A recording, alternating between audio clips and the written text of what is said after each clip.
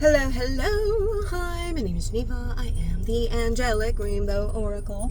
And if you are watching this, hi. Thanks for being here. You're not going to be able to see me in a second because I am driving to work and we are chatting along the way. These are my morning musings. I don't know why, but I just like the way that sounds. It's very... Anyways, as I was popping out the door because I am running a bit behind like usual in the morning because I wake up very early for work. I asked about a topic. What kind of topic should we talk about? And I am going to tell you guys the radio tower. Okay, so very, very often I will get questions or I will see people be asking, how do I do what you do? How do I connect with my spirit guides? How do I hear the elements? How do I do all these things, right? And for a lot of people, they are under the kind of idea that world is barred off from them. It's got a big old doorway and you can only open it with the right keys. And so that's a really, really, I heard rudimentary, that's a very rudimentary way to explain what is actually happening. So let's talk about it. Everything is frequency. You can go ahead and go look in your science textbooks, yada, yada, yada, and they're going to say everything is basically moving. It's all there. And the only reason that anything is solid is because it moves less.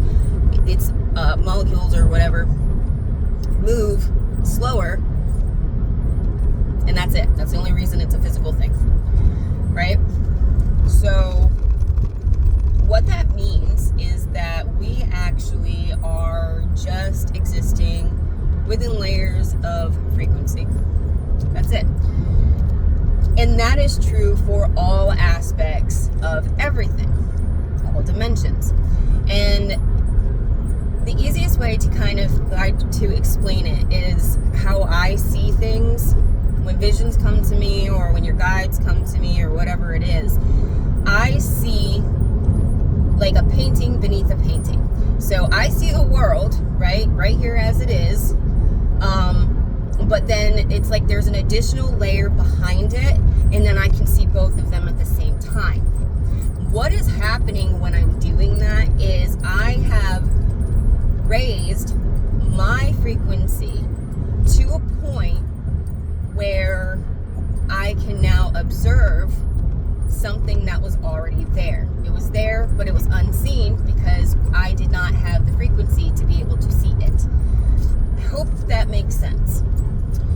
So a lot of people are under the assumption that they're locked out or they're barred, and that's not it. It has nothing to do with that. What's really going on is something in you that you haven't resolved maybe, or whatever it is it's too dense. You're too dense to be able to perceive what is actually there. And it's almost like having a tiny piece of reality.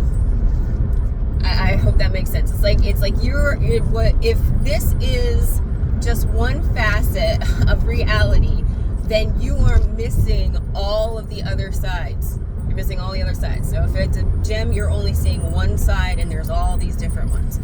And so based on the frequency that you are able to hold in your vessel, right? Because frequency is held in the vessel because we are frequency beings, we're souls in basically a container, in a meat sack container. So this is our vessel, and yeah. So based on your frequency within your vessel will dictate your ability to touch these different dimensions, these different frequencies that are there. This is why some people have a really hard time connecting into a much higher vibrational entity frequency. Like, for example, angelic. Angelic is an extremely, extremely high frequency. It can be extremely, extremely overwhelming for somebody if they're not either used to it, they haven't practiced with it, or you don't higher connection to that realm like I have. So for me, the reason why I am able to connect in really easily with the angelic realms is because of my connection directly to that space. So if everything is frequency, what is the vessel? It's not, yes, it's your meat sack, it's your vessel, it contains your soul, but it is also a radio tower, right? So if you are thinking about everything in terms of this is a tower, your body is a tower, how are you taking care of that tower?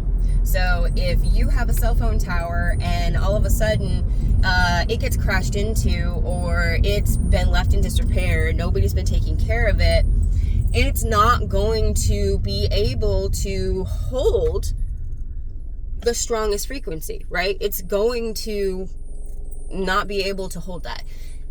How to explain that?